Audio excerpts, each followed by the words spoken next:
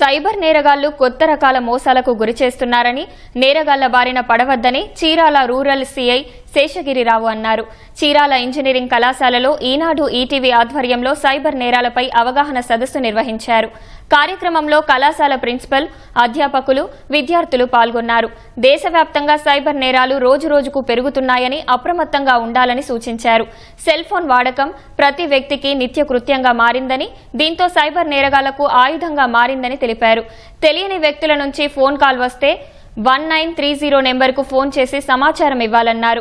ఈ సదస్సు తమకు ఎంతో ఉపయోగంగా ఉందని విద్యార్థులు ఆనందం వ్యక్తం చేస్తున్నారు. డబ్బులు వచ్చేట్టున్నాయి అని చెప్పేసి మనం ఆశపడిపోతాము. ఆశపడి మన పక్కన అప్పు చేస్తాము. ఆ విధంగా మనము 1 లక్షల దాకా అప్పుడు నష్టపోయినాక అప్పుడు గుర్తొస్తుంది అని పొరపాటు చేయాలి. డ్రగ్స్ కి, గంజాయికి బాగా ఎడిట్ అయిపోతా ఉన్నారు. ఇంత చిన్న వయసులో కనుక ఇలాంటి బాధ్యత పడితే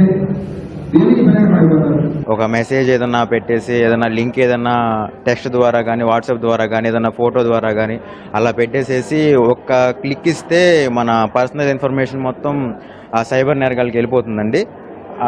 అట్లాంటి వాటి గురించి ఒక అవగాహన అనేది మాకు మంచిగా ఇచ్చారు. అలా జరగకుండా ఉండాలంటే ఏం చేయాలనేది, ప్రెజెంట్ అవి ఎంత ఎఫెక్ట్ చూపిస్తున్నాయి అనేవి, వాటన్నిటి గురించి మాకు బ్రీఫ్గా మంచి అవగాహన సార్ ఇచ్చారండి. సైబర్ నేరాలు ఎలా జరుగుతున్నాయి, వాటి నుంచి ఎలా తప్పించుకో మాకు చాలా వివరంగా ఎక్స్ప్లెయిన్ చేశారు. అందుకు సార్కి థ్యాంక్ యూ చెప్పుకుంటున్నాము.